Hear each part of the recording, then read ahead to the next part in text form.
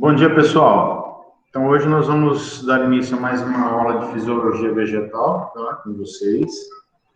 O intuito dessa aula hoje é nós tirarmos dúvidas, né, esclarecermos os conteúdos passados anteriormente, né. Então, ficou uma parte da questão de estômatos, né, iniciamos também a parte de fotossíntese. Então, nós estamos na parte inicial de fotossíntese. Eu vou comentar aqui sobre esse assunto com vocês, falar um pouquinho, se vocês tiverem dúvidas, né, sobre a parte dos estômatos, e essa parte de fotossíntese. Então, na verdade, nós vamos fazer um bate-papo aqui, mesmo se vocês forem tendo as suas dúvidas e quiserem sanar, o momento é esse, tá? Então, se vocês tiverem alguma dúvida, já podem ir reportando elas que eu vou tentando saná-las aqui. Tá? Eu vou abrir o Moodle e mostrar os materiais que foram apresentados para vocês nessas duas últimas aulas. Deixa eu colocar a minha tela aqui. Então, vocês devem estar vendo agora a minha tela, não é isso? Deixa eu ver que vai começar agora. Eu acho que estão vendo minha tela agora, não é isso? É ou não é? Não, tá aparecendo ainda não. Não, tá não.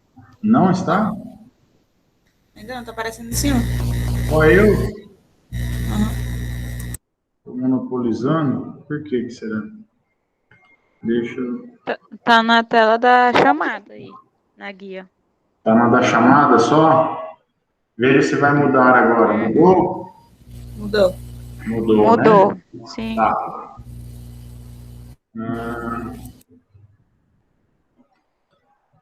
Então, o que nós fizemos aqui, ó? Nós, nessa parte aqui, ó, nós demos uma introdução aqui na parte, falando sobre estômagos, né? Apresentei esses materiais, por sinal, um material muito bom, do professor Sérgio Figueiredo, tá? Eu gostei demais da didática dele, por isso que eu usei esse material, tá? Muito interessante o material que ele trouxe. Eu também gostei. Os estômagos, muito bem animado, com ilustrações, apresentou até algumas curiosidades e tal. Eu achei o material dele excelente, por isso que eu postei para vocês. Então, começando aqui em relação aos estômagos, vocês têm alguma dúvida sobre esse assunto? Qual é a dúvida que tem? Dúvida eu sei que todos têm. Vocês lembram dessas dúvidas? Lembram do que é o estômago? Qual é a função do estômago? Né? Lembram ou não? Como é que é composto, né? Cri, cri, cri, cri, cri. Ele é tipo uma válvula que...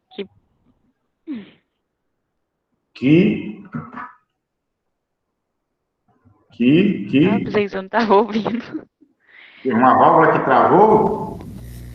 Que possibilita as trocas gasosas.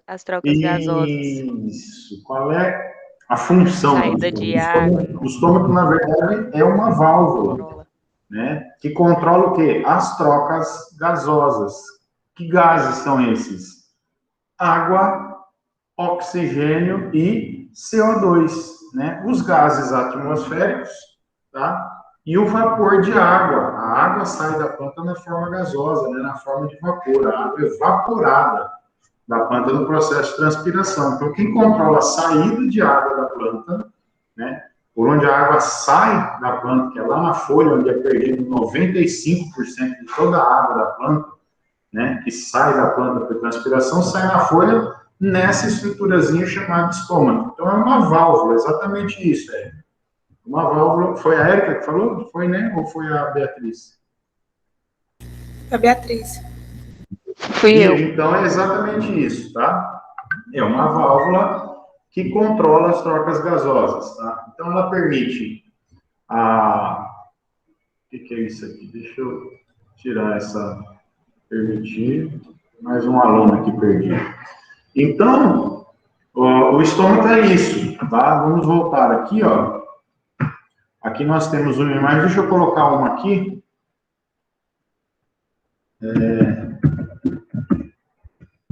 no Google, que nós já vamos achar aqui.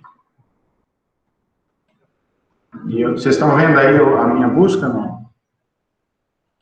Sim. Então vamos lá.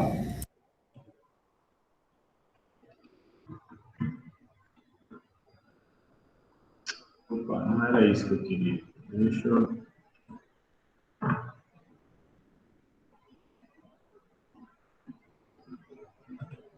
abrir a imagem só. Então tá aqui, ó. Nós temos o estômago aqui, tá? Que é composto pelas células guardas, que são essas células aqui, ó. Que são as células que são chamadas de guarda, né? Que elas atuam mais ou menos como porteira, porque elas que abrem e fecham, tá? Elas que... Aqui nós temos uma célula guarda, as duas células guardas abertas, né? Aí nós temos o poro estomático aberto, esse porozinho chama ostíolo, tá? E aqui nós temos as células guardas fechadas, tá? Então, o estômago é composto por duas células guardas e as células anexas ou células companheiras, que são aquelas células que estão ao redor, tá? E quando a gente vê a questão da anatomia dessas células, desse conjunto de células, células guardas e células companheiras, a gente percebe uma coisa, que as células guardas elas têm uma parede celular mais espessa nessa região do ostíolo e uma parede mais delgada, mais fina, aqui na região contrária, tá? Essa questão da anatomia, né, dessas células é que faz com que elas se abram quando elas ficam túrgidas e que elas se fechem quando elas ficam murchas. Então, pessoal, o estômago só abre quando existe água nas células, né? Para ele se abrir, tem que existir a presença de água. Nós vemos aqui nessa imagem alguns pontinhos vermelhos que são o potássio, tá? O íon potássio, K+, que quando a célula está aberta, o potássio está aqui dentro, ó. Olha onde está o potássio aqui, ó. Dentro de que estrutura é essa aqui? Vocês lembram lá da anatomia e da primeira aula de fisiologia? Que estrutura é essa aqui, ó, que está azulzinha aqui dentro da célula guarda? Como é que chama isso aqui?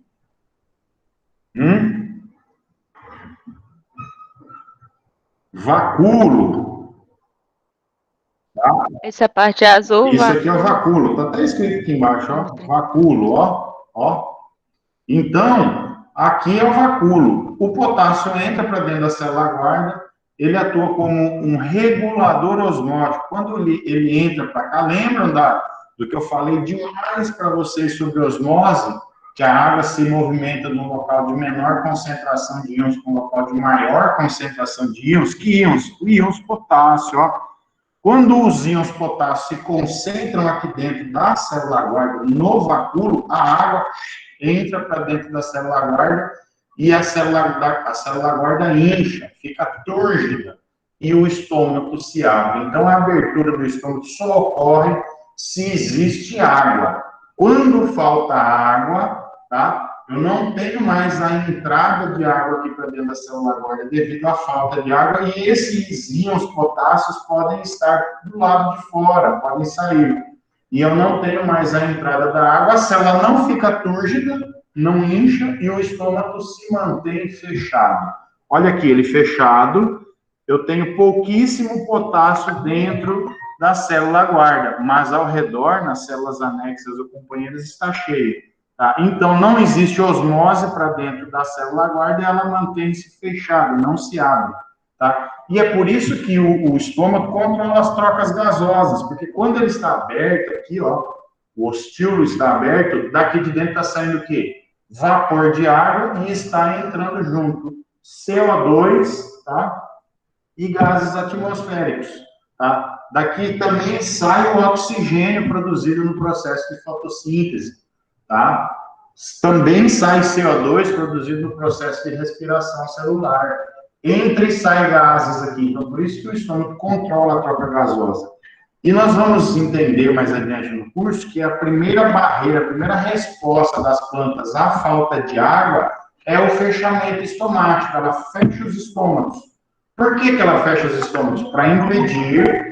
Eu vejo que tem mais gente querendo participar aqui. Pronto. ela fecha os Evitar perda de água? estômagos. Oi? Para evitar perda de água? Não entendi? Diga aí mais alto. Para evitar perda de água? Isso, para evitar a perda de água. Se tem pouca água no solo, ela está tendo dificuldade para absorver, ela não pode perder a água que está dentro dela. Por quê? Porque pode acontecer dela não conseguir mais absorver a água do solo e a água que está dentro dela ser perdida. Se diminui muito a quantidade de água dentro das células, dentro do vegetal, ele começa a entrar em colapso. Um monte de reações químicas ocorrem que acabam levando a danos, né? A ações deletérias, a reações químicas que prejudicam, inclusive, a vida do vegetal. Então, ele tem que se manter hidratado. Então, ele fecha o estômago, para que a água que está dentro dele não seja perdida para a atmosfera. E por que ele fecha o estômago? Porque falta água.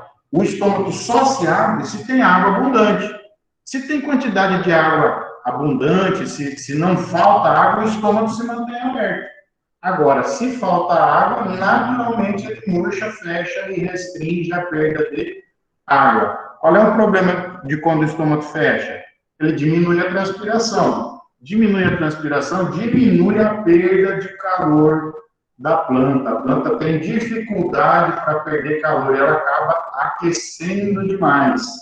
Outro problema, quando ele se fecha, não entra mais CO2. E o CO2, eu vou comentar daqui a pouco, é o substrato, é a substância, uma das principais substâncias que a planta necessita para produzir o açúcar, o alimento dela, né? A glicose, que nós vamos ver daqui a pouquinho nessa aula. Então, o estômago tem essa função, o estômago controla a entrada e saída de gases. E o mecanismo de abertura e fechamento depende da água, depende do movimento de potássio de dentro para fora e de fora para dentro das células guarda. Interessante vocês verem aqui, nessa imagem, que os estômatos estão concentrados principalmente na camada inferior da folha, naquela camada de baixo, tá? Na camada abaixo da folha, nós chamamos de abaxial, tem a camada adaxial, que é a camada superior. Na grande maioria das espécies vegetais, ele fica concentrado na parte inferior, tá? Também chamada de camada ventral ou parte ventral da folha. Então, se você for olhar nessa região, que ele está ali na epiderme, naquela camada mais externa da folha, a célula guarda, pessoal, é a única célula da epiderme que contém essa estrutura aqui, ó, cloroplasto. Ele é a única. Por que ele é a única célula que contém cloroplasto? Porque quando ele produz açúcar aqui, ó, cloroplasto, né, tem lá a clorofila, e é aqui que vai ser produzido o açúcar, nós vamos ver daqui a pouco. Quando ele produz açúcar, esse açúcar produzido aqui, tá, tem efeito osmótico, esse açúcar produzido aqui consegue aumentar a atração de água aqui para dentro, aumenta essa força osmótica dele e é mais fácil dele se manter túrgido, manter inchado, manter cheio de água. Tá? E é por isso que o estômago tem a única célula, a célula guarda do estômago são as únicas células que existem na epiderme da folha, seja abaixo ou acima, que tem cloroplasto. Nenhuma outra célula da epiderme dos vegetais possui cloroplasto, apenas as células guarda. Tá? Então a função dele é essa, controlar as trocas gasosas. E a primeira coisa que a planta faz quando falta água é fechar os estômagos. Então ela fecha os estômagos, tá? Como resposta à dessecação. É a primeira resposta que os vegetais têm. Mais adiante no curso eu vou falar sobre mecanismo de tolerância, né, dos vegetais, na parte de fisiologia de adaptação a condições estressantes. Faltou água, a primeira resposta da planta é fechar o estômago. Tá? Por que ela fecha o estômago? Para restringir a perda de água? Sim, mas como que ela fecha? Eu vou fechar porque eu estou vendo que vai faltar água, então eu vou fechar. Não, ela fecha porque já está faltando água. Começou a faltar água aqui, ó, na folha da planta, falta água aqui na célula guarda. Faltou água aqui, ela começa a murchar e automaticamente ela começa a se fechar. devido à falta de água, perda de turgidez nas células guarda, tá ok? Então, é importante o potássio para controle de abertura e fechamento do mecanismo. E como é que o estômago se abre de manhã? Alguém sabe? Porque o estômago se mantém aberto somente durante o dia. Sabiam disso? Né? Sabiam, é claro, vocês viram os vídeos. O estômago só abre durante o dia, somente durante a incidência de luz solar, tá? E como é que o estômago se abre? Então, existe um mecanismo, tá? Deixa eu ver aqui que tem mais gente querendo participar. Não. Então o estômago se abre, né? Porque no período, nas primeiras horas do dia, na primeira hora do dia, os primeiros raios solares que incidem sobre as plantas, né? Sobre a superfície do planeta Terra, eles apresentam uma quantidade, uma intensidade de comprimentos de onda na faixa do azul maior. E é essa luz azul que ativa a abertura dos estômagos, tá? Então, de manhã cedo, existe uma maior intensidade de comprimentos de onda na luz do sol, comprimentos de onda azul, tá? E essa luz é que ativa a abertura dos estômagos. Então, de manhã cedo, incide a luz sobre o estômago, puf, abre o estômago. O que essa luz azul faz? Sabe o que ela faz? Ela pega o potássio, que está do lado de fora, ela ativa uma proteína de membrana que faz com que o potássio, que está fora da célula guarda, entre para dentro da célula guarda e vai ser acumulado lá no vacúolo. Tem uma proteína dessa na membrana celular e tem uma proteína dessa na membrana do vacúolo. Pega o potássio do lado de fora e joga para dentro. Quando ela faz isso, a água entra junto, a célula da parede celular fica túrgida, o vacúolo da parede da célula da parede celular fica túrgida, a célula incha e se abre. E aí, a luz azul vai diminuindo à medida que o dia vai prosseguindo. Aí para de ter aquela quantidade elevada de luz azul. E por que ele continua aberto?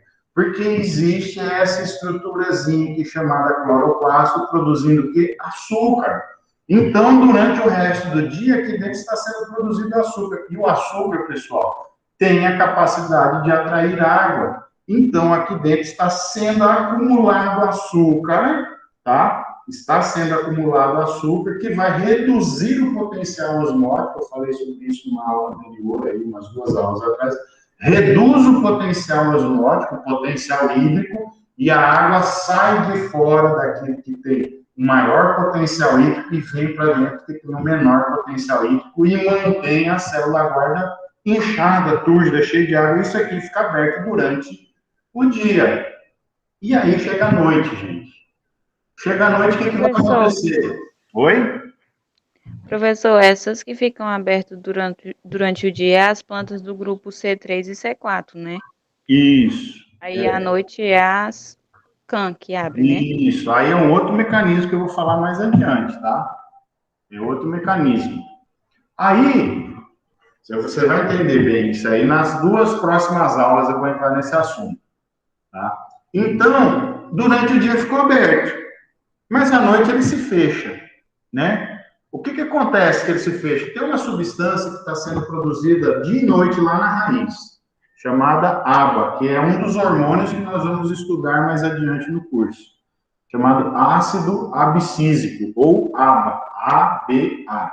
Tá? Esse ácido, durante a noite, começa a chegar nessa célula. Durante o dia, está sendo produzido, sim, está sendo produzido, mas ele não consegue chegar até a folha. Ele é perdido no caminho da raiz. Ele é produzido em grande concentração nas raízes e distribuído pelo xilema até as folhas, lá pelos vasos do xilema ele vai subindo. Só que durante o dia, né, existe uma questão de alteração de pH na água do xilema e esse água vai sendo perdido no caminho, ele vai sendo absorvido, ele vai entrando em outras células e não chega na célula guarda.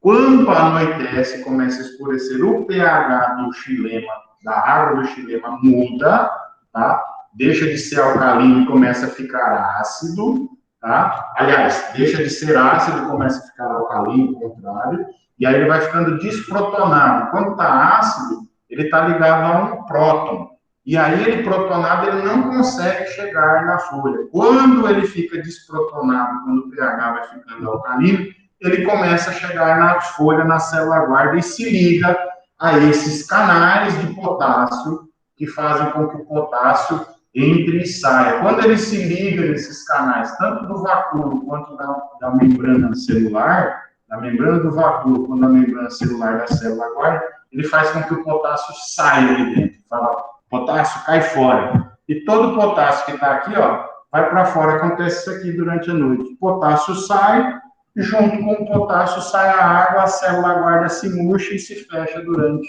a noite. É assim que o estômago funciona. Entenderam isso? Entendido ou não? Sim. Hã? Sim. Então, o estômago abre e fecha durante o dia e a noite, né? Dia aberto, a noite fechada, assim. E por que ele se fecha durante o dia, então, professor? Porque pode faltar água. Se falta água durante o dia, se a planta não consegue absorver a quantidade de água que ela está transpirando, começa a diminuir a água dentro da planta. Quer dizer, sai mais água por vapor do que absorvida na raiz. Ora, se sai mais do que entra, começa a faltar. Começou a faltar água dentro da planta, começa a faltar água aqui, ó.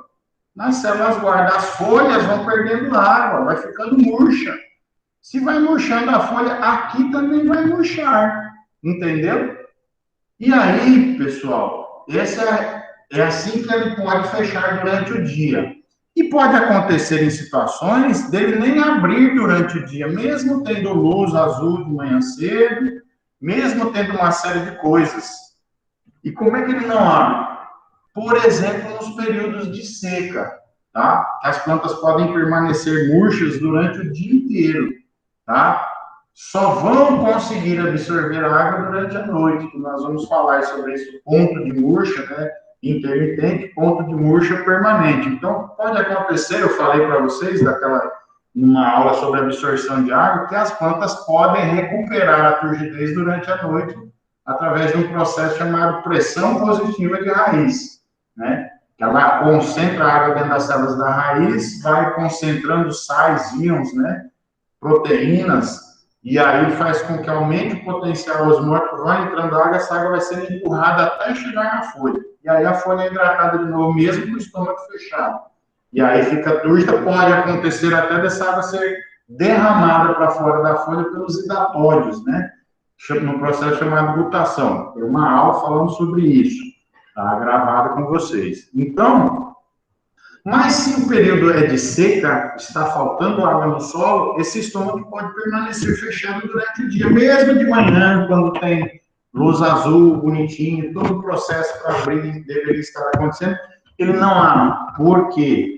Porque o tal do APA, essa substância que está sendo produzida na raiz no período da seca em maior concentração, está subindo e se ligando nessas proteínas de membrana, essas válvulas de potássio que existem nas membranas da célula guarda e não deixam ficar potássio aqui dentro, está expulsando sempre o potássio daqui de dentro. Então não entra água aqui dentro, porque não tem mais potássio para atrair a água. E assim as células guarda se mantêm murchas e fechadas. Então no período da seca, dependendo da intensidade da seca, o estômago nem abre. É por isso que, prestem atenção, é por isso que a seca causa problemas de produtividade. É por isso que durante períodos de seca a produtividade de uma lavoura cai. Por quê? Porque a produção daquela planta, a capacidade daquela planta produzir diminui no período da seca. Quando ela passa por um período de seca, por que diminui? Porque o estômago mantém-se fechado, ó, aqui está aberto, mantém-se fechado. E falta o que aqui dentro quando ele está fechado? CO2. Não ocorre produção de açúcar, falta alimento para a planta. E se falta alimento para ela, como é que ela vai conseguir produzir se ela está tendo dificuldade até de produzir o alimento para ela sobreviver? Então, tudo que ela consegue produzir, ela gasta para poder manter-se viva. E não sobra energia, não sobra açúcar para ela transformar em frutos, flores, frutos e sementes. Então, a produção da planta que está sob condição de falta de água, déficit hídrico, estresse hídrico, é sempre menor. E é assim que a seca prejudica a produtividade das lavouras. Por quê? Porque as plantas mantêm-se com os estômatos fechados e não entra CO2 para acontecer o processo de fotossíntese, que eu vou começar a falar agora. Não tem processo de fotossíntese, não tem produção de açúcar, ela tem que manter-se viva. Ela vai acabar consumindo reservas que ela tinha acumulado em outros locais da planta. Por exemplo, raízes, caules, tá?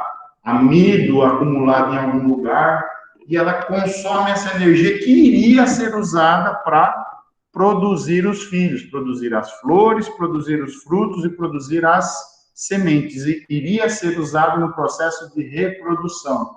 Então, estômago fechado, sem fotossíntese, sem produção de açúcar, carboidrato. Falta energia, como é que ela vai produzir muito se ela tem pouca energia para isso? Entenderam por quê que o déficit hídrico, o estresse hídrico, que é o problema da falta de água na planta, né, ocasionado pela falta de água, né, no ambiente, né, veranico, falta de chuva, quando as plantas estão na lavoura, levam a queda de produtividade? Por isso, porque diminui ou cessa a produção de açúcar da fotossíntese, tá ok? Entendido? Entendido. Entendido? Então vamos falar mais alto aí, que eu sou meio surdo, né? Além de velho, surdo. Tá? Então, bora lá. Voltar aqui no curso. Entendido o que é o estômago? Como é que ele funciona? Digam sim, professor Rogério. Sim, professor Rogério. Agora eu estou gostando de ver, hein? Maravilha. Então, depois do estômago, que é chave para o processo de fotossíntese, porque é por ele que vai ter que entrar o CO2, que é o que nós chamamos de substrato para a produção de açúcar, né? O CO2 é o substrato, o CO2 e a água. Nós vamos entender, então, o que é a fotossíntese. E aí, depois dessa aula de estômago, eu falei sobre a fotossíntese, né? Tá aqui os videozinhos que eu postei para vocês. Falando de novo, pessoal, assistam quantas vezes forem necessárias esses vídeos aqui. Vocês estão vendo minha tela, né? Ó, esses videozinhos, e se puderem participar desse canal aqui, ó, Khan Academy, cara, é super legal. As videoaulas são joia, as animações são bem legais. Para quem assistia desenho animado, parte dos vídeos, quem apresenta é o Goku, ou para quem assistia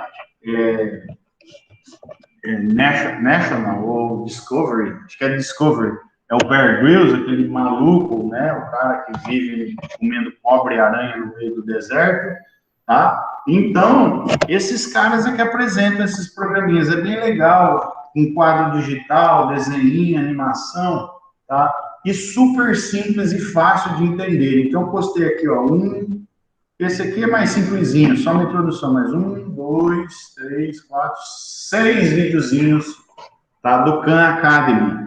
Se vocês puderem, se inscrevam no canal ou assistam os vídeos do Khan Academy, tá? E é sobre diversas áreas, não é só sobre biologia, não, tá? Sobre diversas áreas. Deixa eu ver se tem alguém aqui querendo participar. Não.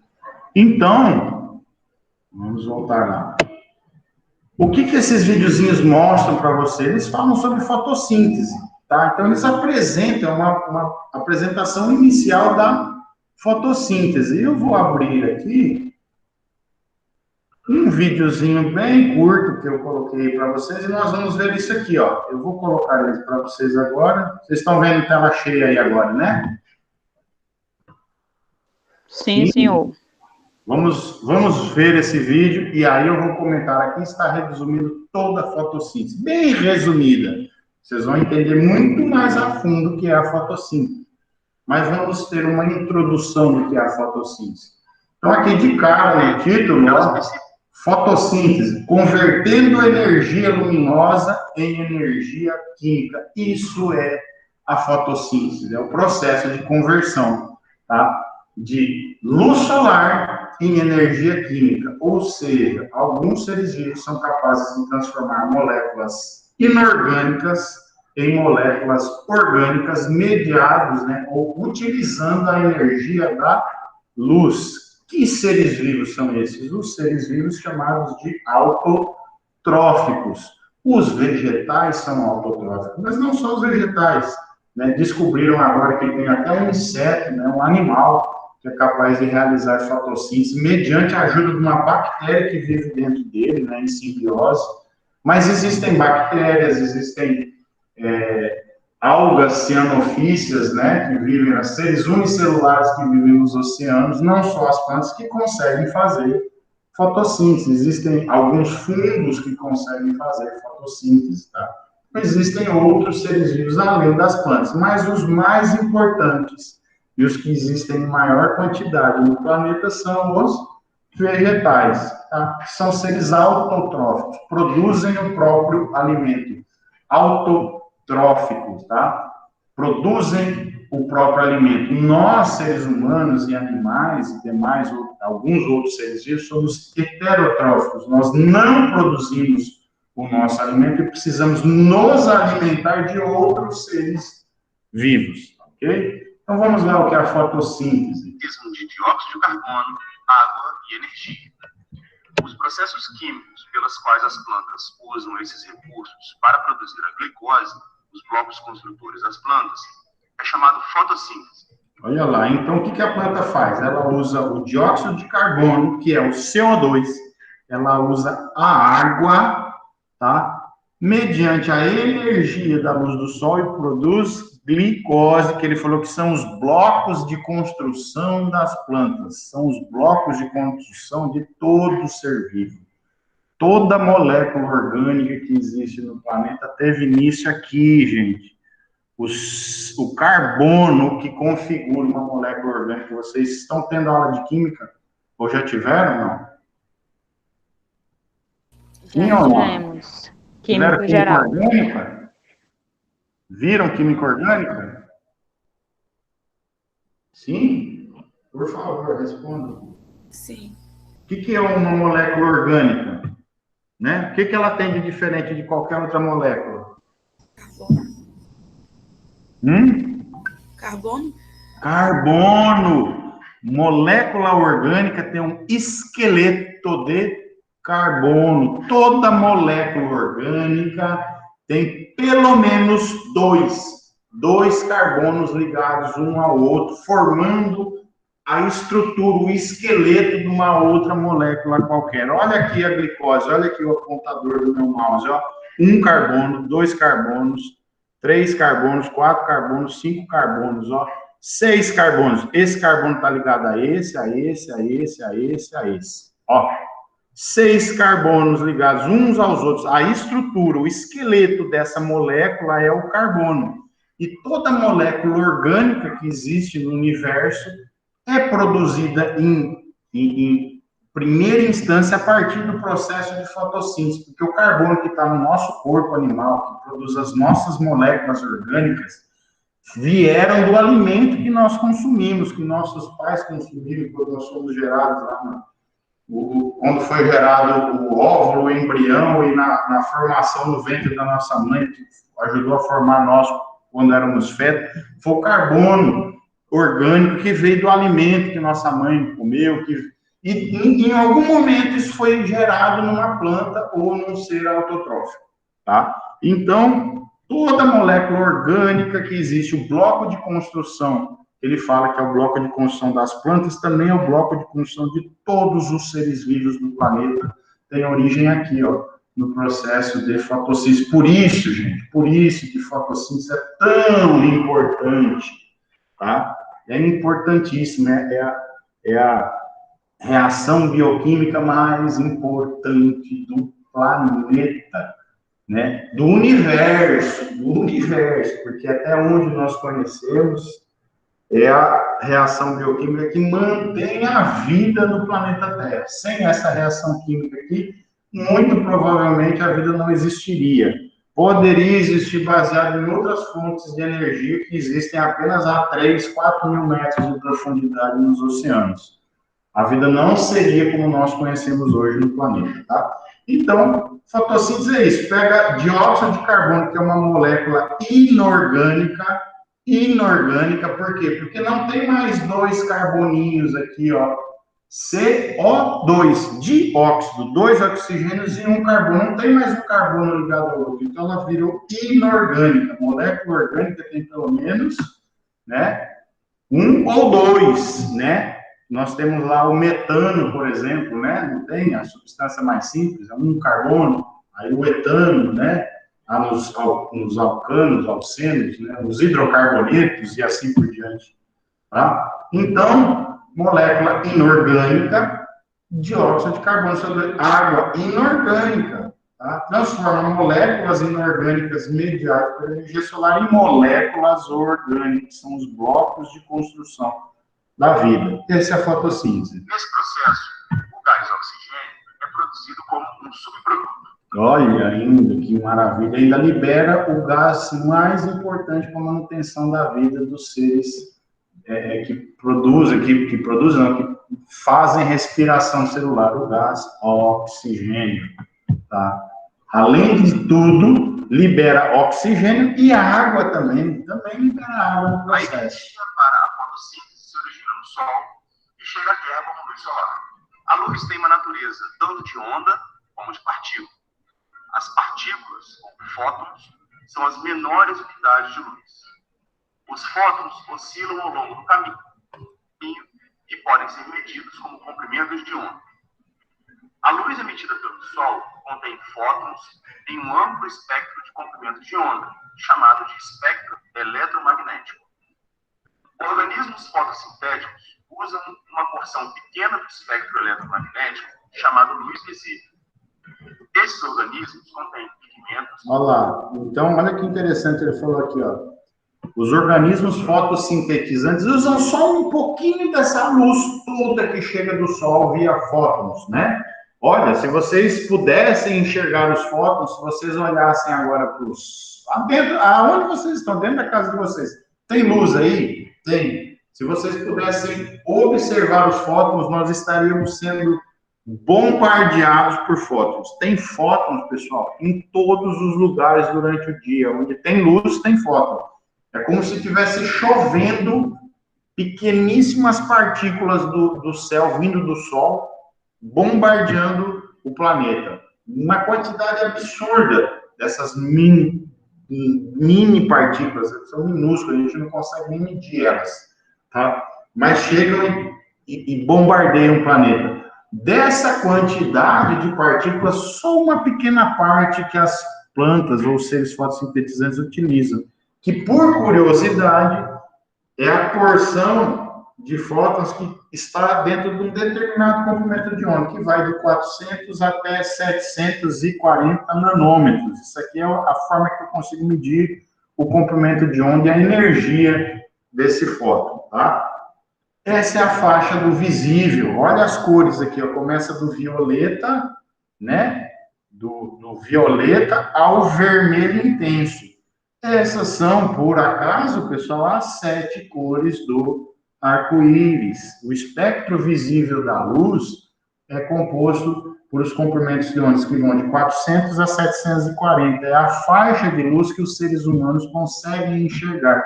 E, por coincidência, é a faixa de luz que os seres fotossintetizantes utilizam. Só que eles não utilizam todas essas faixas aqui, não. Eles utilizam uma faixa que vai do 480, tá? Aqui, ó, do azul, a uma faixa do vermelho. É o comprimento de onda que eles mais utilizam. E o que eles menos utilizam é essa faixa aqui, ó, que vai do 520 até o seu 540, que é a faixa do verde. Por isso que os vegetais, na grande maioria, os seres fotossintetizantes, são verdes. Sabe por que eles são verdes? Porque a luz verde, o fóton que tem intensidade que dá cor verde, não é absorvido. não é absorvido, ele é refletido. E quando ele é refletido, ele pode ser enxergado. E é por isso que as folhas são verdes. Porque os fótons que ela menos usa, que elas mais refletem, é o fóton do comprimento de onda para a luz verde. Por isso que os seres fotossintetizantes são verdes, porque a luz verde é a luz que eles menos usam, então é a luz que é refletida e pode ser enxergada, tá? A luz azul e a luz vermelha você não enxerga nas folhas dos vegetais, nem nos outros seres. Por quê? Porque é a luz que é absorvida. Se ele absorve, não tem como eu enxergar ela. Ele usa essa luz, tá? Dessa faixa do azul e uma faixa do vermelho, tá ok? Esses organismos contêm pigmentos que facilitam a captura... Esse é o fóton, pessoal. Se vocês pudessem enxergar os fótons, ia estar acontecendo isso aqui, ó. Essas partículas estariam chegando do Sol à velocidade da luz. Meu, uma velocidade incrível, tá? Chegando aqui a velocidade da luz numa quantidade absurda, tá? Seria desse jeito, só que com muito mais intensidade. Espectro visível. A cor dos pigmentos se origina dos comprimentos de onda que são refletidos. Plantas são verdes porque refletem os comprimentos de onda amarelo e verde. Os comprimentos de onda vermelho e azul são absorvidos por esses pigmentos e provém a energia que é usada na fotossíntese. Dentro de organismos eucarióticos fotossintéticos, também conhecidos como fotoautotróficos, as reações químicas da fotossíntese ocorrem dentro das células em estruturas especializadas conhecidas como cloroplastos. A fotossíntese consiste em duas sequências de reações, as reações dependentes de luz e o ciclo de Calvin. Olha só o que ele falou. Então, a fotossíntese ocorre dentro de estruturas especializadas nos seres autofototróficos, né? Que são os seres que produzem o alimento através da fotossíntese, do uso da luz, né? Nessas organelas chamadas de cloroplasto. Então, ele mostrou saindo daqui, ó, da folha, entrando dentro da folha, né? Ele vai entrando, ó, para dentro da folha, ó, e até chegar no... ali uma célula, tá? Do mesófilo foliar. Dentro das células, em estruturas especializadas conhecidas como cloroplastos. Aí ele chega no cloroplasto. E é aqui que vai acontecer o processo de fotossíntese. E esse processo, pessoal, ocorre em duas fases. Só um minuto. Deixa eu abaixar o volume do celular, que ninguém merece, né? A professora atrapalhando a aula é castigo de Deus, né? Então, tá aqui. Dentro dos cloroplastos ocorre a fotossíntese, que é um conjunto de reações físicas, né, e químicas que formam um conjunto de reações bioquímicas, né, que é dentro do ser vivo, que pode ser dividido para entendimento em duas fases, tá? Então, a fotossíntese pode ser dividida em duas fases. A primeira fase nós vamos chamar de fases fotoquímicas. Por que foto? Foto vem de luz, né? E química por quê? Porque a reação química que ocorre depende da luz. Tem que ter a luz para que aquela reação ocorra. E depois nós vamos ter uma outra fase, que é a chamada de fase bioquímica, tá? Que é a reação que não precisa mais ter a luz presente. E erroneamente, em alguns livros, e vocês vão ouvir falar muito disso, vão chamar essas reações, a primeira de fase clara, porque precisa da luz, tem que estar clara, e a segunda de fase escura, porque não precisa de luz. Mas, na verdade, pessoal, não pode ser chamada de fase escura. Por quê? Porque, embora não precisa do fóton para aquela reação ocorrer, se não existir luz, ela não ocorre, tá? Existe um pigmento que faz com que essa reação ocorra, que permite com que a reação da fase bioquímica ocorra, que se não tiver luz, ele não é ativado e ela não ocorre. Então, a fase escura, pessoal, como muitos autores e alguns professores falam que ocorre no escuro, mentira, não ocorre no escuro. Fotossíntese só ocorre quando tem luz, só ocorre durante o dia. independente se seja a fase fotoquímica ou a fase bioquímica, só ocorre durante o dia. Só ocorre durante o dia, tá bom? Então, fase escura esquece. Por quê? Porque tem que ter luz para ocorrer. Ela não precisa ter um fóton para que a reação ocorra, mas ela precisa ter uma moléculazinha dentro dela, lá, um fitocromo, que tem que ser ativado mediante luz para a reação ocorrer. Então, fase escura, a gente esquece. Então, primeira fase fotoquímica, dependente de fótons, e a segunda fase química, que não é dependente da energia dos fótons, tá? A fotossíntese consiste em duas sequências de reações, as reações dependentes de luz e o ciclo de Calvin. Dentro dos cloroplastos, existem pequenas estruturas em forma de disco chamadas tilacoides, as quais são rodeadas pelo fluido que preenche o cloroplasto, chamado estroma. As reações que sintetizam glicose, o ciclo de Calvin, ocorrem no estroma. Então, ó, a fase bioquímica, né, é chamada de ciclo de Calvin. Esse é o nome que a gente dá à segunda fase da fotossíntese, ciclo de Calvin, que ocorre no estroma, dentro desse líquido, todo esse líquido que existe aqui dentro do tilacoide. Eu vou voltar um pouquinho o vídeo, ó, tá? Vou voltar daqui um pouquinho. Discos chamadas tilacoides, as quais são rodeadas de luz. Ele vai dar um zoom e eu vou mostrar para vocês. Dentro dos cloroplastos existem pequenas... Aqui é o cloroplasto. Lá dentro, atravessando a membrana aqui, ó, do cloroplasto, tem essas pilhas de discos, né? Aqui que são os tilacoides, essas pilhas. Cada disco desse aqui é um grano, né? Um grana, e a pilha eu chamo de tilacoide. E aqui dentro tem um líquido. Esse líquido aqui, ó, que está envolvendo tudo isso aqui está mergulhado dentro do líquido, esse líquido chama estroma. E é no estroma que ocorre o ciclo de Calvin, ou a fase bioquímica da fotossíntese, a segunda fase da fotossíntese. A primeira fase ocorre aqui dentro do tilacoide. Aqui dentro tem outro líquido, tá? Tem outro líquido aqui dentro que chama lúmen. Então, nós temos um líquido do lado de fora do tilacoide, que é o estroma, que é tudo isso aqui, e aqui dentro tem outro líquido que eu chamo de lúmen, tá? Do lado de dentro é lúmen, lado de fora, estroma. E a fase fotoquímica ocorre bem aqui na parede, na membrana celular do tilacoide, tá? E depende do que tem aqui dentro do lúmen e do que tem no estroma para poder acontecer. Nós vamos ver aqui no videozinho. Rodeadas pelo fluido que preenche o cloroplasto, chamado estroma.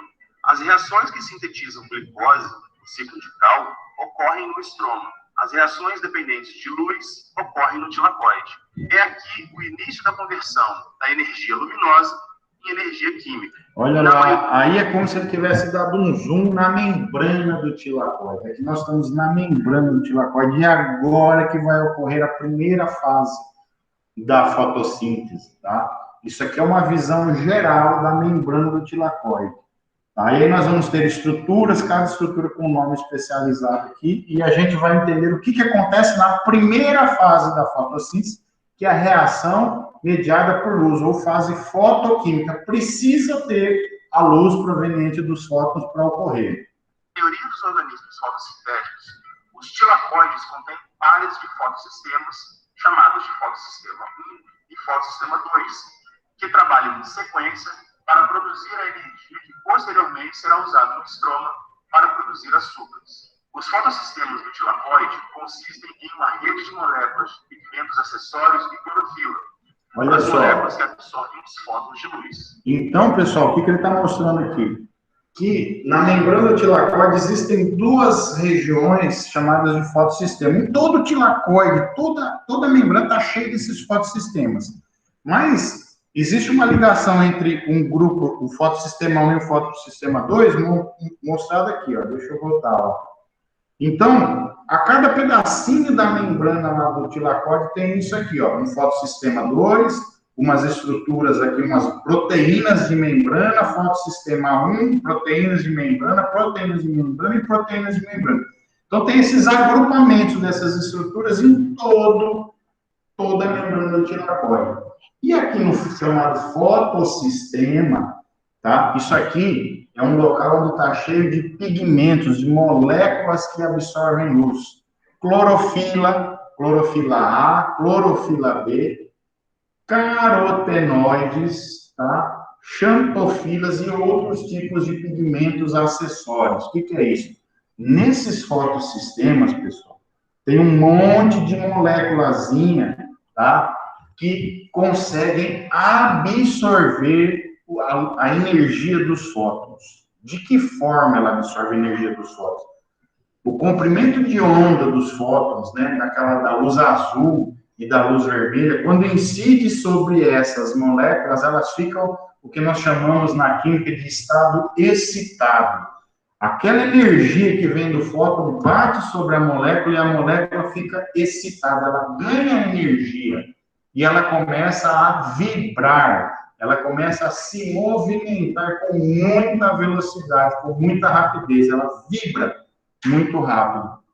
E quando ela vibra, a energia de vibração de uma molécula dessa, seja do carotenoide, seja de uma molécula de clorofila, clorofila A ou clorofila B, ela vibra, começa isso aqui, ó, vibrar, e aí a vibração dessa molécula é transmitida para a molécula vizinha, e a molécula vizinha também começa a vibrar. E, de repente, quando eu tenho fótons incidindo, caindo, batendo nessas moléculas, um monte de moléculas dessas começam a vibrar. E a energia de vibração, que é chamada de ressonância, porque ela é transmitida de uma molécula para outra, ela vibra em uma, e essa vibração passa para a molécula próxima, e várias moléculas recebem essa energia dos fótons, vibram, e essa vibração é transmitida para outras moléculas até chegar no local que é chamado centro de reação, onde toda essa energia de vibração faz com que ocorra a retirada de um elétron de um grupo de clorofila A que existe no centro de cada fotossistema desse, que é chamado de centro de reação. Ali, um elétron é roubado de um átomo de magnésio que está fazendo parte do centro da molécula de clorofila A, lá no centro de reação. Esse magnésio perde um elétron. Esse elétron, essa energia que chega nele, excita tanto esse magnésio que ele fica com tanta energia que ele tem que perder essa energia. Ele ganha muita energia, ele perde essa energia na forma de um elétron. E aí tem início um processo chamado cadeia transportadora de elétrons. Como é que essa energia, tá? Que nenhum livro e pouquíssimos professores falam sobre isso.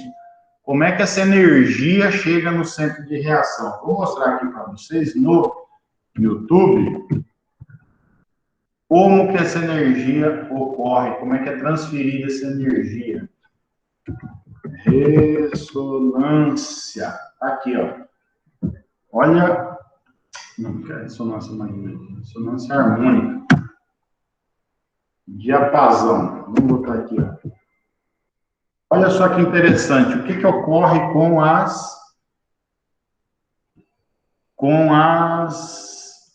vamos lá o vídeo, com as moléculas de clorofila. Olha como é que elas vibram. Ó, o que o cara fez aqui, ó? Ele pega um diapasão, que essa coisa de metal, ele dá uma pancada, ele começa a vibrar, ó.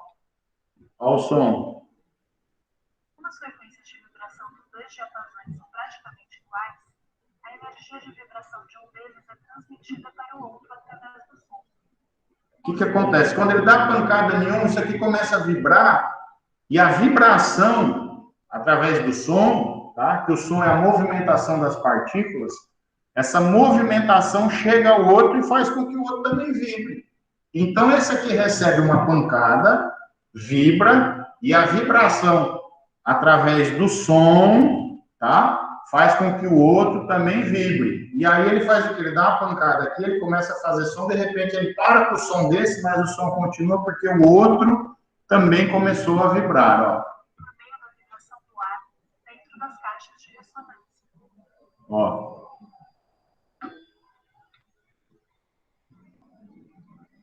Tá vendo? O outro continua fazendo som. Então, na clorofila ocorre a mesma coisa. Só que em vez de receber uma pancada, o que acontece? Cadê tu? Cadê tu? Que eu não estou achando. Aqui, ó. O que acontece?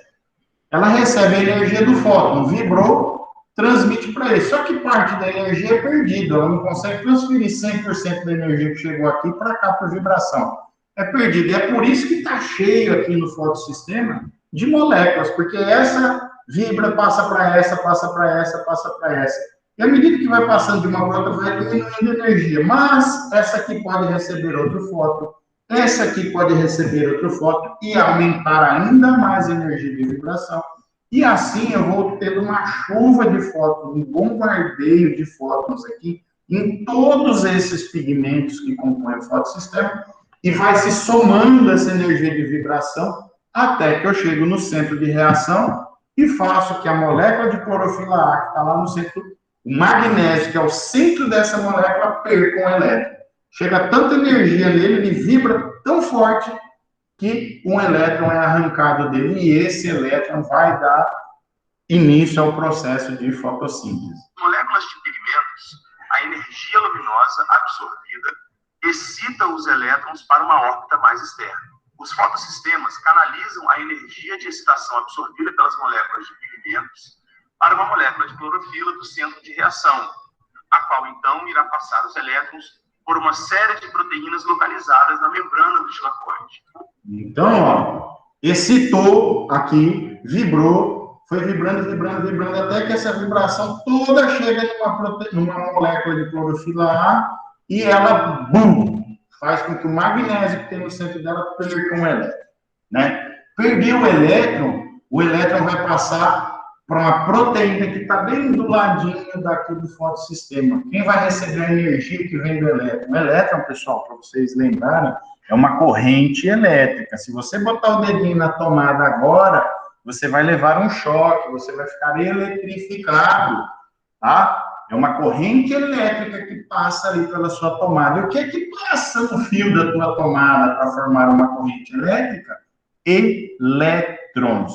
E isso aqui é uma corrente elétrica também, porque tem um elétron percorrendo por diferentes substâncias nessa membrana e isso forma uma corrente elétrica. Então, só uma curiosidade para vocês. A vida no planeta Terra é movida a eletricidade. Tem que ter um elétron passando de uma coisa para outra, tem que ter uma corrente de elétrons para que a vida possa se manifestar. Sem elétrons percorrendo substâncias e compostos diferentes, não tem vida, tá? Os fótons de luz atingem os fotossistemas 1 e 2 simultaneamente. Nós iremos examinar o que acontece com os fótons que atingem o fotossistema 2 primeiro. Os elétrons energizados passam do centro de reação para uma cadeia de transporte de elétrons. Os elétrons perdidos pelo fotossistema 2 são substituídos por um processo chamado de fotólise, que envolve a oxidação de uma molécula de água, produzindo elétrons livres e gás oxigênio. Olha só, então, beleza. Fotossistema excitou, foi lá na molécula de clorofila, ao centro de reação, perdeu o elétron por uma proteína de membrana que está bem aqui do lado, que forma a cadeia transportadora de elétrons. Ó, perdeu os elétrons para cá. O elétron passou para essa proteína aqui, ó, tá?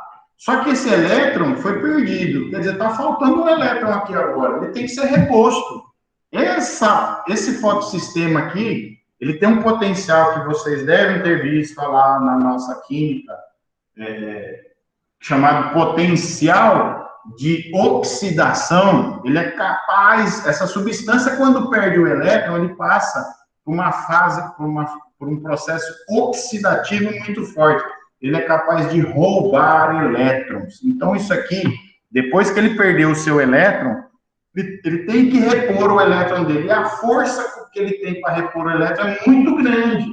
Sabe o que ele faz?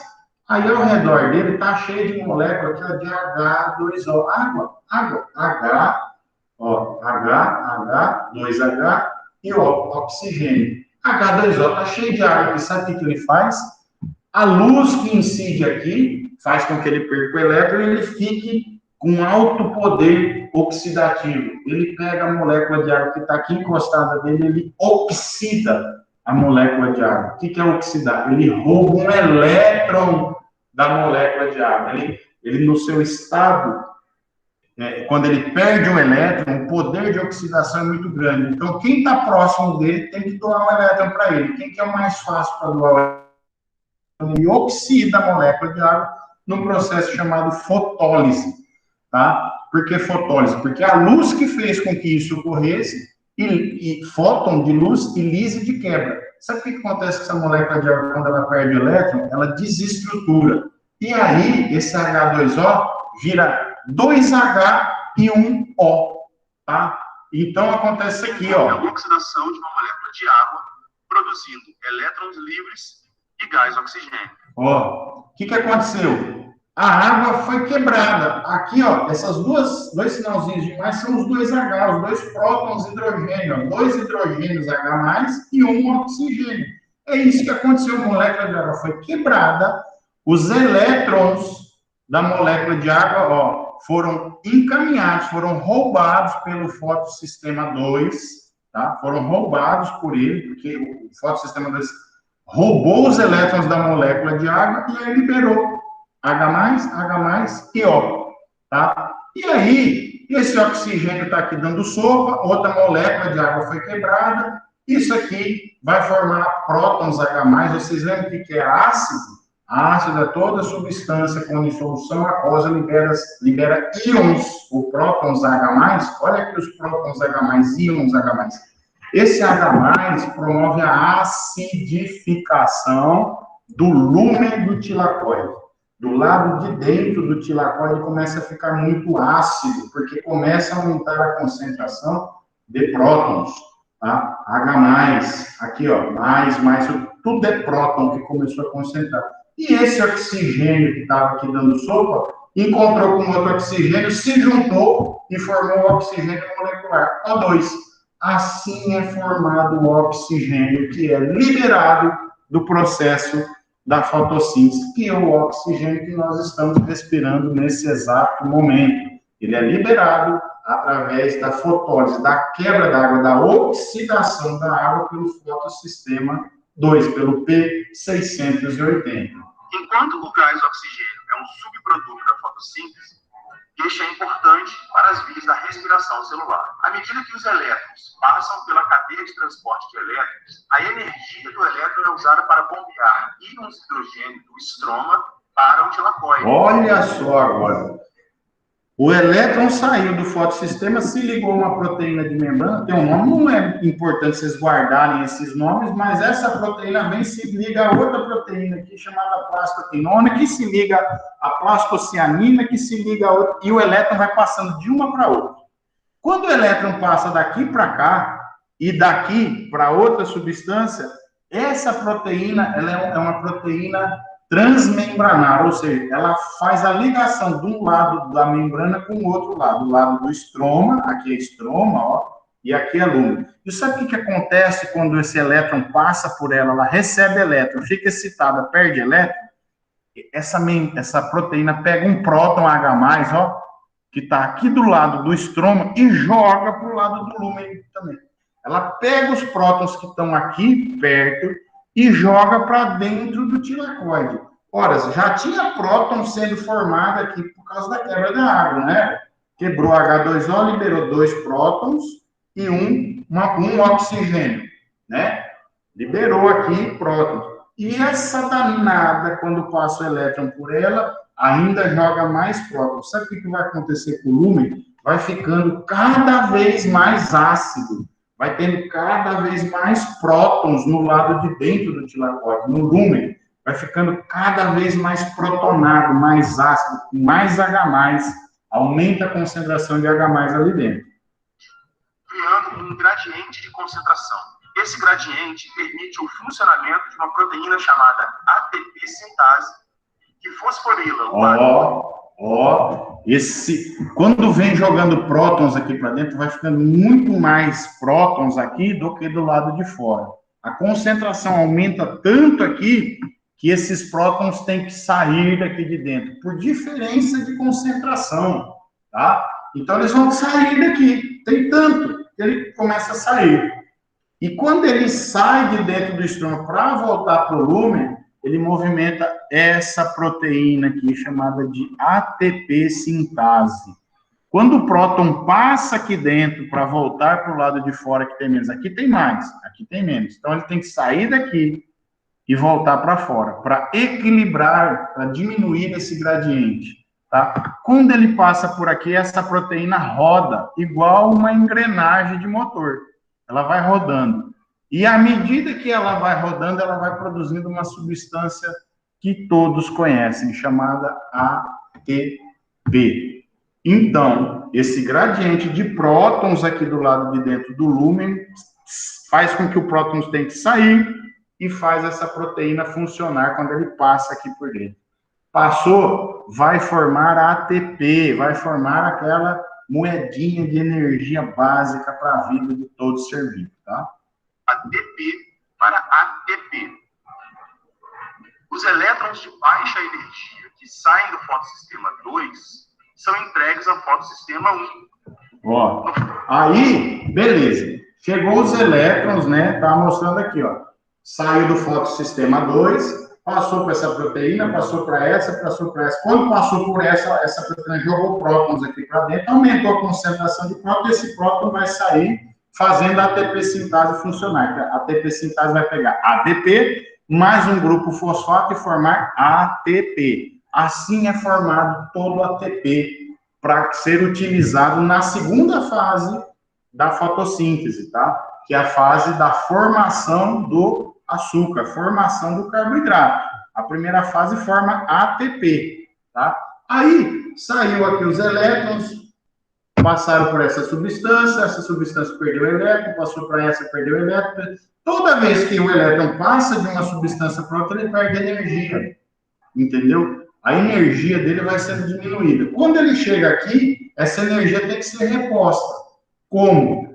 O fotossistema 1 agora, esse elétron chega no fotossistema 1, vai ser excitado por esses elétrons, tá? E esses elétrons vão estar recebendo energia de vibração, porque os fótons vão estar incidindo sobre as moléculas de clorofila que tem no fotossistema.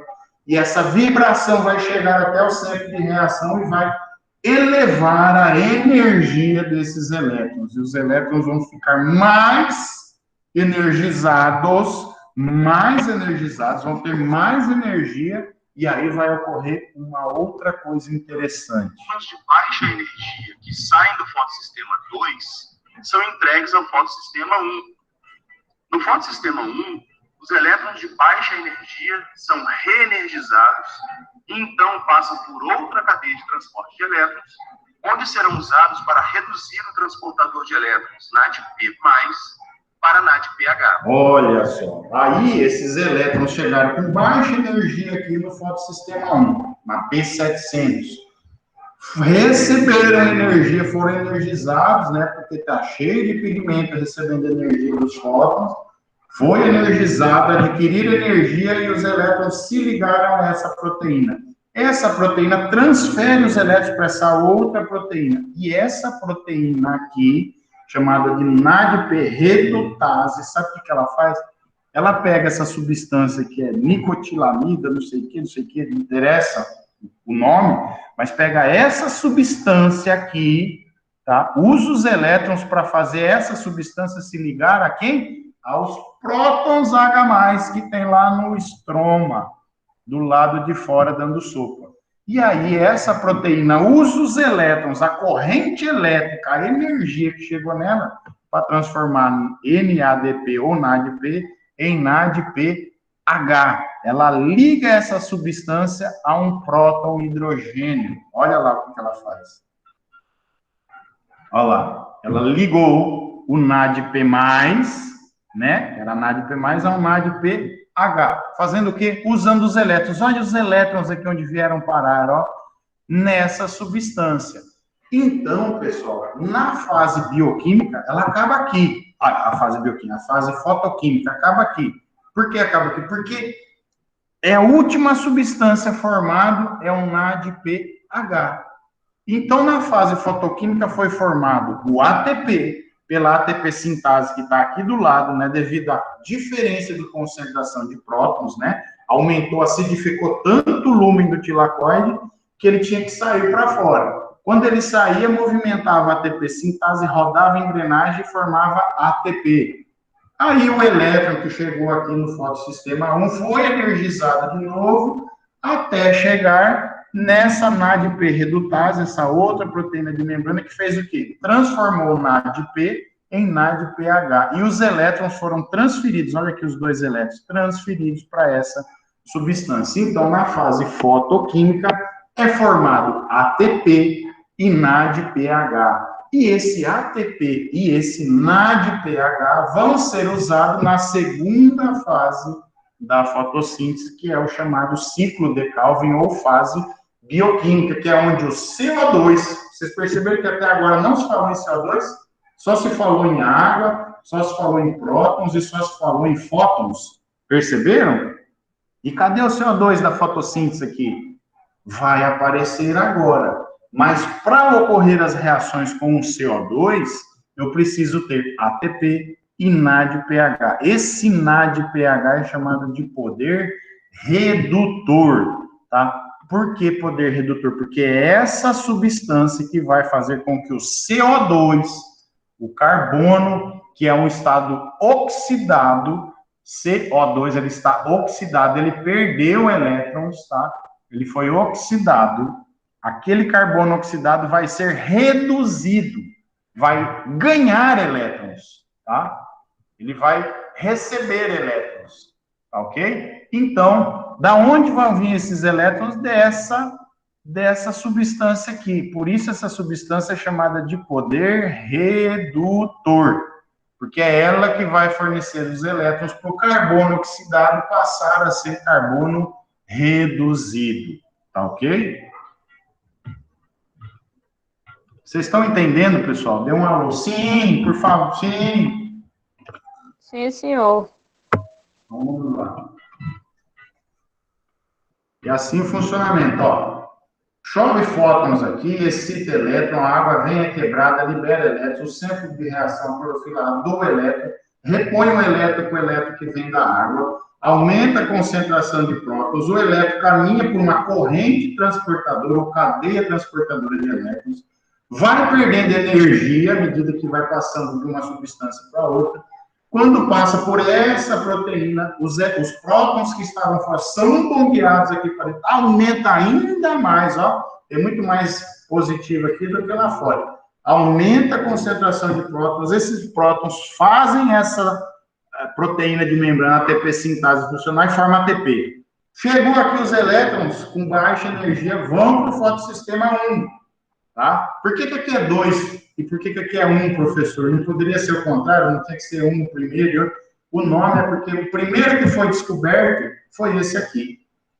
Esse aqui, como descobriram o primeiro, deram o nome de fotossistema 1. Esse aqui, como descobriram depois, fotossistema 2. Mas o primeiro que é energizado é o fotossistema 2, ou P680. Depois que os elétrons chegam no fotossistema 1, que é a P700, são energizados de novo. Aí aqui não ocorre mais quebra de molécula de água para repor elétron, tá? Só ocorreu aqui no fotossistema 2. No fotossistema 1 não ocorre, tá?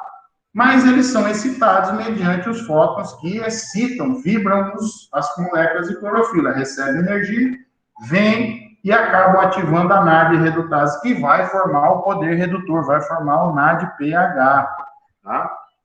Formou ATP, olha lá, ATP e NADPH. Pronto, tem as duas substâncias que precisam para fazer a segunda fase da fotossíntese acontecer, que não mais vai acontecer aqui, ó, na membrana do tilacoide. Tudo aconteceu aqui na membrana do tilacoide, agora não é mais aqui, ó.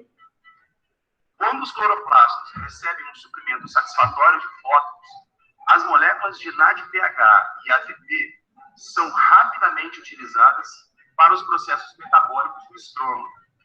Portanto, o ATP e o NADPH, formado durante as reações dependentes de luz, são usadas no estroma como combustíveis para as reações do ciclo de Calvin. O ciclo de Calvin consiste em uma série de reações que reduzem dióxido de carbono para produzir o carboidrato gliceraldeído 3-fosfato. O ciclo consiste em 3 passos. O primeiro sendo a fixação do carbono. Então, ó, ATP e NADPH formado vai ser usado para quê?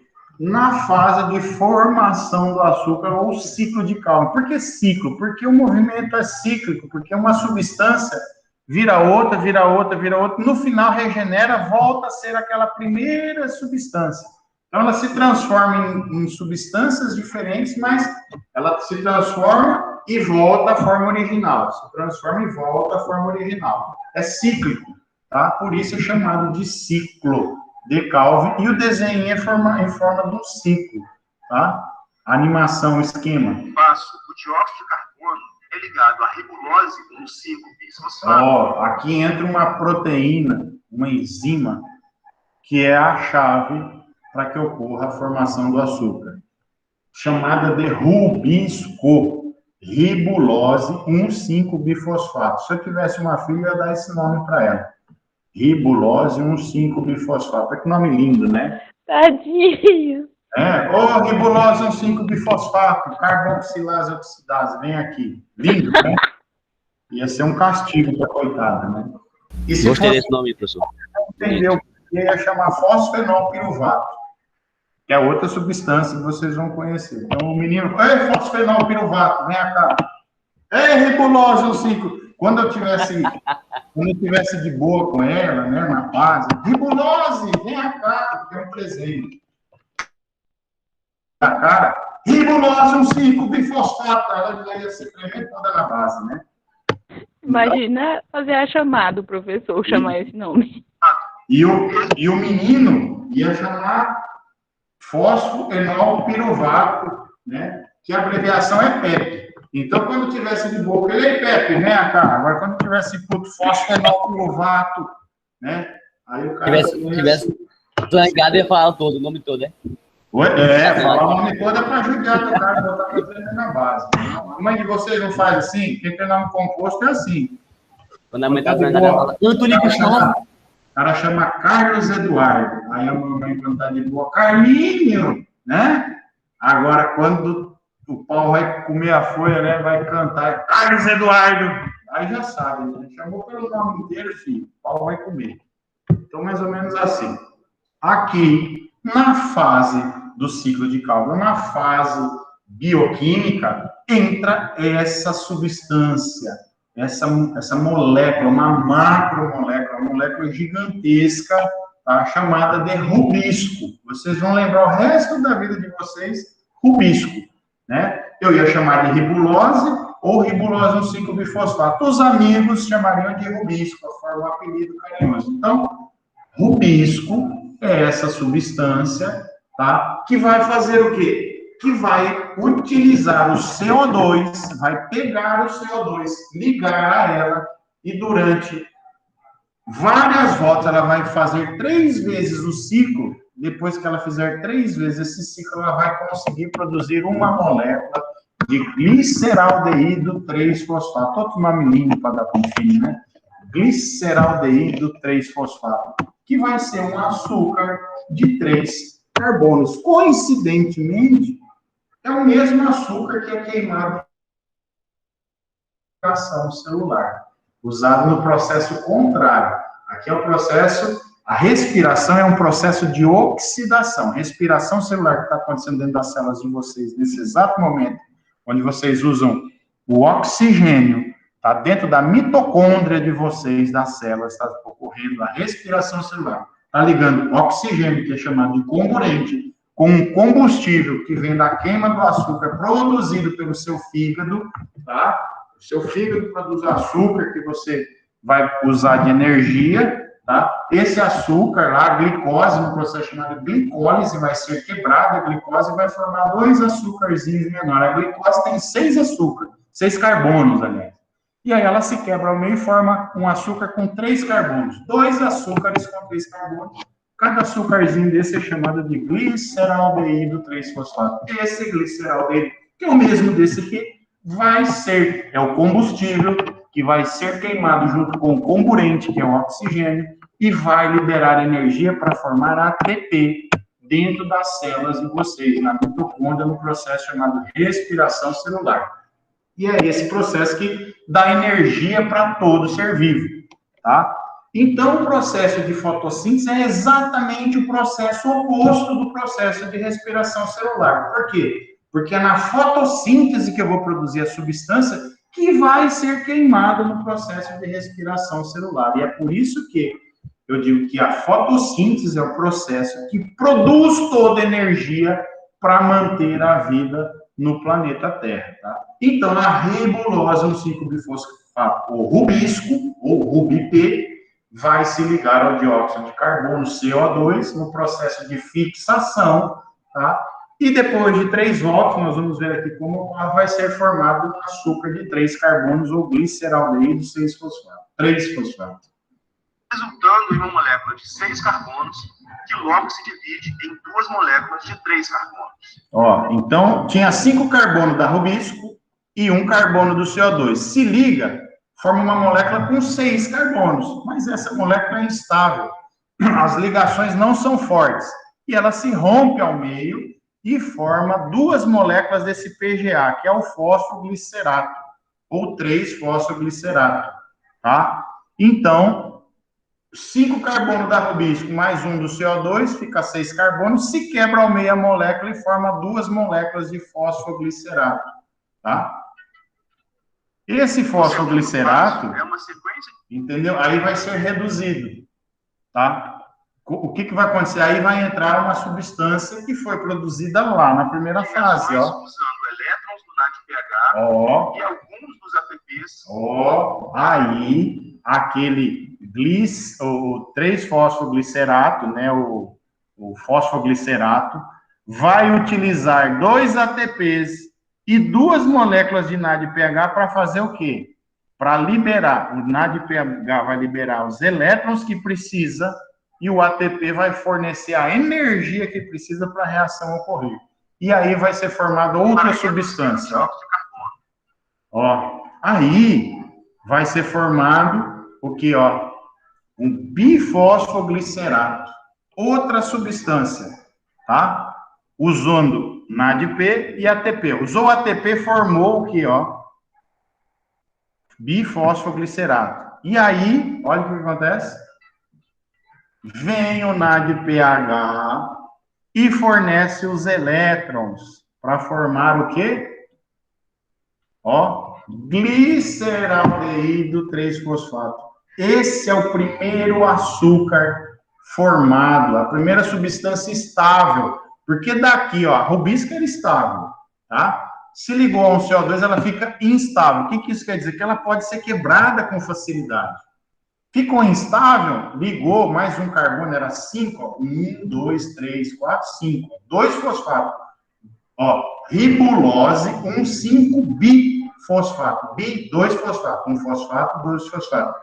Ribulose, 1,5. Por quê? Porque no carbono 1 e no carbono 5 tem um grupo fosfato ligado. Então, ribulose, 1,5-bifosfato. 5 carbonos. Se liga a um CO2, aí fica com 6 carbonos, instável, se quebra, e forma 2 moléculas de 3-fosfoglicerato, que recebe 2 ATPs e vai formar a outra molécula aqui esqueci o nome agora, já esqueci.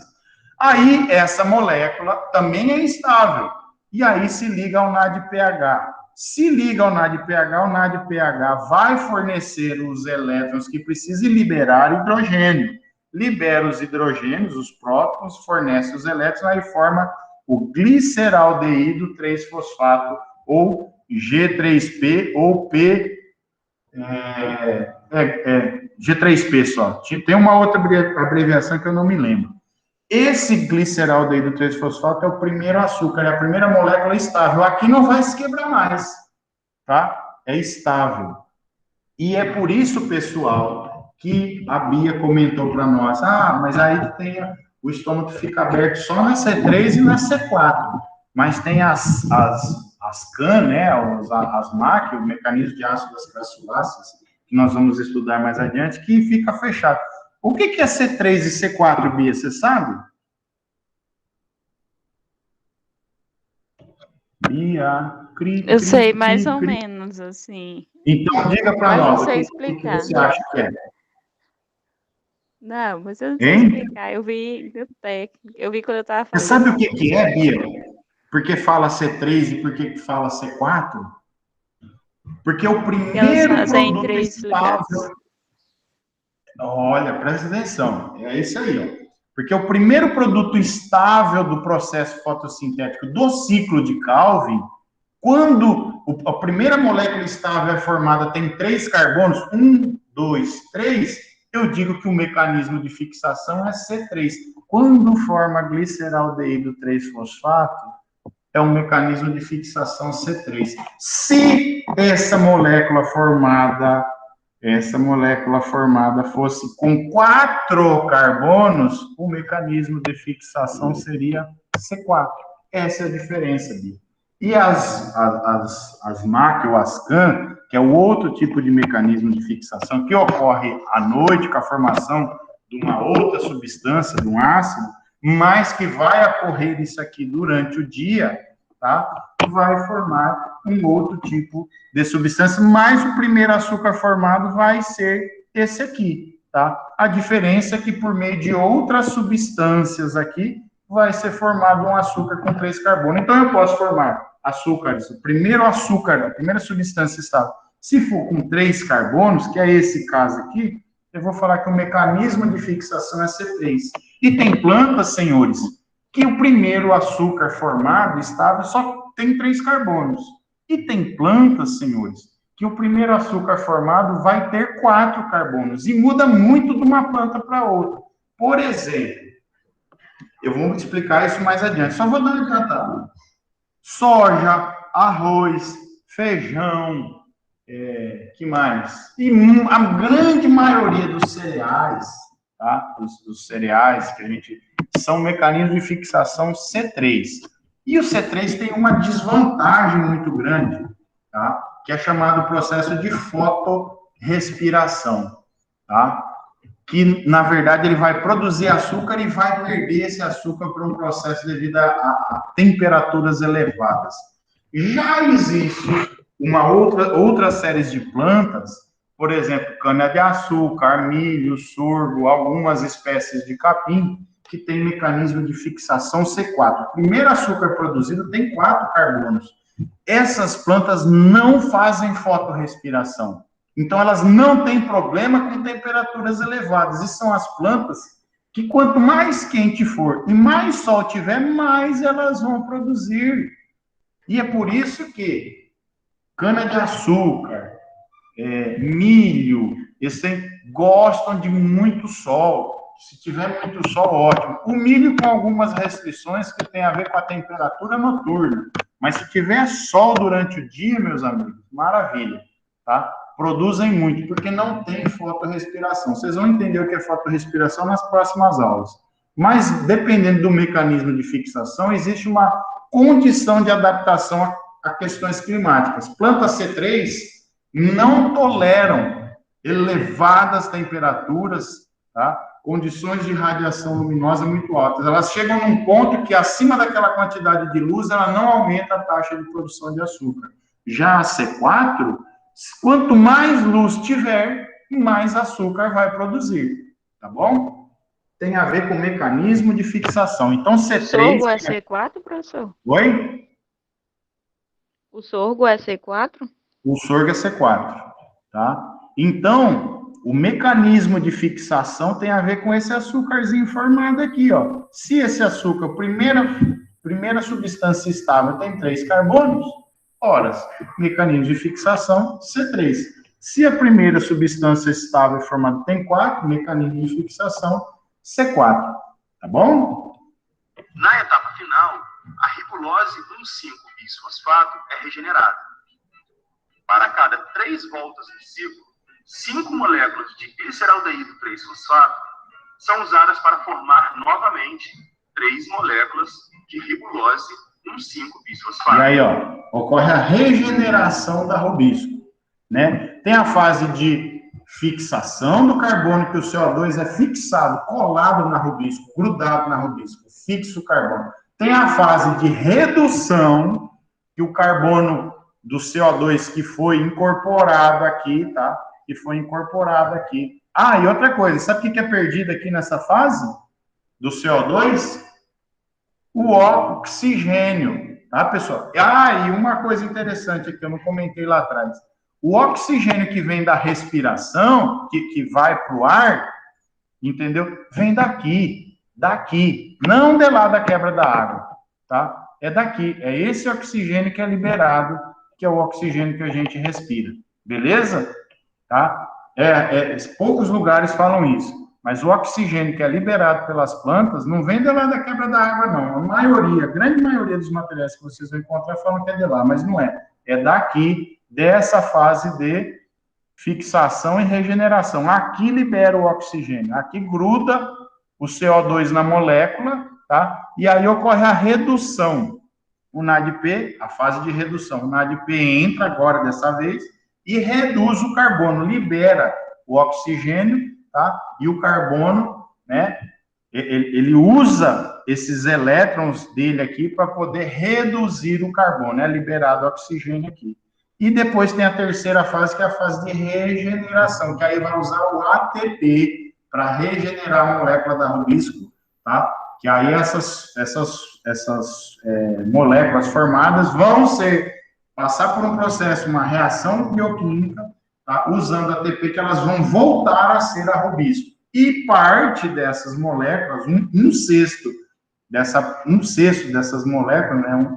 Uma de 6 partes, vai virar açúcar. Aqui 5 partes voltam a ser rubisco e uma parte é açúcar. Então tem que dar 3 voltas no ciclo para formar um açúcar com 3 carbonos, porque um carbono é fixado por vez, tá? Eu tenho que ter 3 vezes ocorrendo isso para formar um açúcar com 3 carbonos. O gliceraldeído 3-fosfato remanescente é então usado para fazer glicose, ácidos graxos ou glicerol. São gastas 2 moléculas de gliceraldeído 3-fosfato para produzir uma molécula de glicose-fosfato.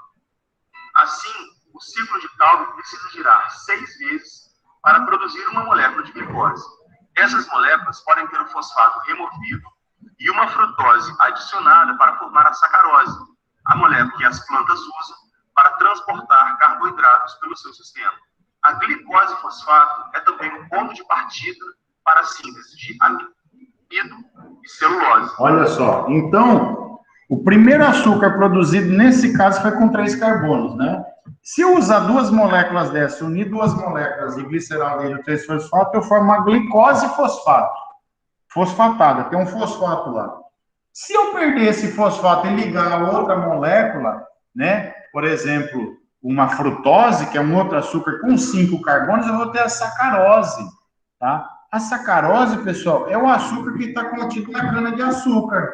A sacarose é o açúcar que você consome na sua casa, quando você usa o açúcar em casa, aquilo é sacarose. Olhe no saquinho lá dele que está escrito sacarose, tá? Então, eu posso formar diversos tipos de açúcar. Eu tenho açúcar com 3, com 4, com 6, com 10, com vários carbonos, tá? É só ir ligando gliceraldeído 3-fosfato, perco um carbono ou ganho mais carbono de outros, e assim eu vou montando substâncias. Se eu junto muitas moléculas de gliceraldeído 3-fosfato, vocês devem ter visto na bioquímica, aí eu formo os polímeros, né? Eu tenho polímeros. O que são polímeros? São um conjunto de... É uma substância formada por muitas outras substâncias menores ligadas entre si. O amido, fécula de milho, fécula de mandioca, fécula de batata, né? Maizena, polvilho, é amido. Sabe o que é amido, pessoal? Gliceraldeído 3-fosfato ligado um ao outro num comprimento gigantesco. Não deixa de ser açúcar, deixa de ser solúvel. O açúcar é solúvel, o açúcar é doce. Eu ponho na água, desmancha e fica doce. O amido, eu ponho na água, ele não desmancha e não fica doce. mas é feito pela mesma substância. Então, o amido é usado como reserva. Eu vou quebrando ele aos poucos e liberando açúcar lentamente, fonte de energia, tá? Então, o açúcar produzido na fotossíntese pode virar amido durante a noite, tá? Que não ocorre fase escura da fotossíntese, então vocês já sabem, não existe fase escura, porque não ocorre esses processos à noite, tá? Durante a noite, o açúcar produzido na fotossíntese, que foi acumulado na forma de glicose, de sacarose, gliceraldeído 3-fosfato, dentro do vacúolo se junta e sabe o que ele vira? Amido. Então, durante a noite, o açúcar que é produzido nos cloroplastos, né, sai dos cloroplastos, vai para dentro do líquido celular e entra para dentro do vacúolo. Lá no vacúolo, ele começa a se ligar um ao outro durante a noite e forma grãos de amido. No outro dia de manhã, bem cedo, quando vai começar a amanhecer o sol, se você fizer uma imagem microscópica dos vacúolos, né, nas células fotossintetizantes, que tem cloroplastos, estão fazendo fotossíntese, está cheio de amido. Durante o dia, o amido desaparece. O amido é quebrado novamente e volta a ser açúcar para ser usado nos processos metabólicos. Tá? E assim é que eu posso formar amido. A celulose que faz a parede celular, pessoal, é feita dessas moléculas, é açúcar. Celulose é açúcar, entendeu? Em grandes cadeias, um ligado ao outro. E aí dá uma conformação estrutural, física e química totalmente diferente. Tá? E é usado em outras coisas, celulose, hemicelulose, tá? Pectina e outras substâncias são produzidas assim. Plantas produzem açúcar para usar como moléculas de armazenamento e componentes estruturais em seu próprio benefício. Ao usar a energia do sol e as entradas de água e dióxido de carbono, as plantas são fábricas de produção de glicose. Organismos fotossintéticos são os produtores primários de glicose para o planeta. Eles também produzem oxigênio como um subproduto e servem como pilares da vida, provendo alimento e oxigênio para as complexas teias, tanto na terra quanto nos mares. Entendido, pessoal? Entendido. E aí?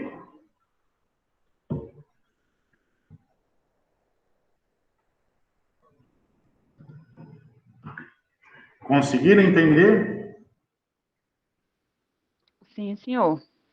Um bocado deu para entender. Como isso tudo está gravado, sugestão para vocês. Assistam mais 1, 2, 3 vezes. E dúvidas, ó, WhatsApp. Tá? Tá resumido aqui a parte inicial de fotossíntese e o funcionamento dos estômagos, tá ok? Nós vamos, a partir da próxima aula, aprofundar mais na fotossíntese, nós vamos entrar nos mecanismos de fixação, né? Taxas de equilíbrio de fixação, taxas de assimilação, né? Saldo líquido, mas outras coisas sobre fotossíntese, tá bom? Nós vamos dedicar umas 4 aulas só para fotossíntese, tá? Por que eu vou falar sobre fotossíntese, pessoal? Eu acho, puxando a sardinha para a minha brasa, é muito importante, tá? Entender isso. Por quê? Vocês estão estudando para ser o quê mesmo? O que vocês vão ser depois de formar? Inteligente, professor. Oi? Inteligente. Inteligente vocês já são, meus queridos. Vocês vão adquirir uma formação profissional, vão ser engenheiros agrônomos. Acredito eu e torço para que vocês sejam, né? E espero que sejam um dos bons, bem-sucedidos, né? Acredito que todos vocês têm potencial para isso. Mas na vida profissional de vocês vai estar ligado a uma coisa chamada produção agrícola, né? Então, resumindo assim, de forma bem grosseira, na maioria das situações que vocês forem trabalhar, vocês vão ter que fazer as plantas produzirem. E quanto mais produzir, melhor. Quanto mais produção por planta você tiver, melhor, porque a produtividade lá no final vai ser maior. O dono, o proprietário, o patrão, o chefe, ou quem for, vai ficar mais feliz. Quanto mais as plantas produzirem, melhor. Sabe o que elas precisam fazer para produzir? Fotossíntese. E é por isso que vocês vão ouvir falar na vida profissional de vocês, o resto da vida, até quando forem falar sobre biotecnologia utilizada em mecanismos de tolerância ou resistência de plantas. Que vocês ouvem falar direto, acham bonito, né? A nova variedade, o novo cultivar, né? De soja, a soja I2, Pro, não sei o quê, resistente a isso, resistente àquilo, intacta. E sabe o que todas essas resistências, na maioria das vezes, a grande maioria, tá? Procuram na planta manter a folha do vegetal o mais saudável possível, evitando a entrada de patógenos, tá? Evitando o ataque de patógenos, evitando que insetos comam o limbo da folha lá, a folha. Por quê? Porque a folha é a chave para a fotossíntese. Se eu tiver uma folha intacta, saudável, entendeu? A capacidade dela fazer fotossíntese aumenta. Quanto mais fotossíntese eu tiver na planta, mais açúcar está sendo produzido. E quanto mais eu produzir, tá, de açúcar, de substâncias, ou fotoassimilados, esse vai ser o termo que vocês vão ouvir o resto da vida de vocês, quanto mais fotoassimilados, quanto mais substâncias feitas a partir da luz eu tiver dentro de um vegetal, mais energia eu vou ter para minha produtividade aumentar. Mais energia sobra para eu gastar, para eu investir. As plantas vão ter mais energia para investir na floração, na frutificação, no processo de formação de sementes, ou o que for, tá? Se vocês forem trabalhar com plantas, vocês consomem as folhas, por exemplo, olerícolas, aí, alface, quanto mais fotossíntese fizer, melhor, porque mais ela vai crescer, mais viçosa é a folha, entendeu? Ou se vocês vão trabalhar com produção de grãos, quanto mais fotossíntese fizer, mais grão vai produzir lá no final, porque vai ter energia, açúcar, substâncias sobrando para passar para os filhos, né? Para florescer, para dar muito mais flores. Se você for trabalhar com floricultura, né? Com produção de flores, quanto mais fotossíntese, mais flores você vai ter, mais bonitas serão as flores da tua planta. E assim por diante. Você vai trabalhar com mandioca, né? Quanto mais fotossíntese, maior vai ser a reserva de amido na raiz, melhor a qualidade da tua mandioca, entendeu? E assim por diante. Então, fotossíntese é a chave por isso, porque é ali que é produzida toda a energia que a planta utiliza para expressar em produtividade no final do ciclo. E o patrão ficar feliz e o cachê ser melhor, e o emprego melhor, e o salário mais gordo. Tem patrão que não paga nada mais, infelizmente, mas a vida é assim. Entenderam? Diz que o faz-me rir aumenta, né? O faz-me rir.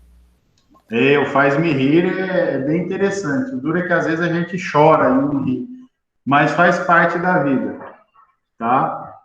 Então, pessoal, é isso, tá? A aula de hoje, essa introduçãozinha à fotossíntese, agora vocês já estão sabendo tudo. Assistam o vídeo quantas vezes for necessário e, WhatsApp. Dúvidas, WhatsApp. Maravilha?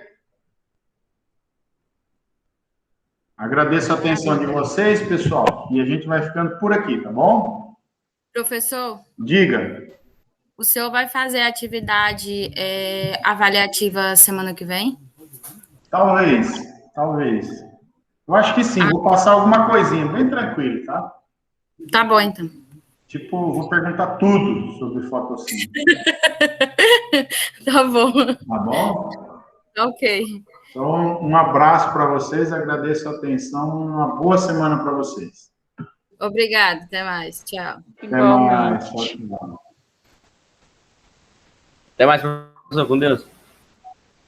Até mais. Fiquem com Deus. Falou, professor. Tchau,